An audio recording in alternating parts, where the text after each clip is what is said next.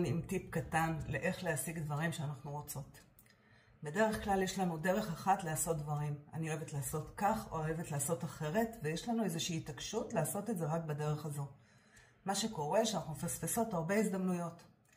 אם מציעים לנו משהו שאנחנו רוצות להגיע אליו, אבל הוא קצת אחר, בואו ננסה, בואו נפתח את הדלת. יש לי נשים שאומרות לי, אני לא מוכנה לעבוד בזום. וכשאני מנסה ומשכנעת אותם להגיע לזום, הן רואות שזה ממש נחמד לעבוד בזום, ואנחנו שנים כבר עובדים בזום.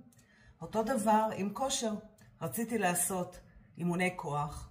אני שונאת מקומות סגורים, אבל השתכנעתי פה לסטודיו שהוא כן סגור, עם מדריך מקסים, וגיליתי שזה נחמד לי ונעים לי ואני יכולה לעשות את זה. והשגתי בזכות זה משהו שרציתי הרבה זמן, אימוני כוח.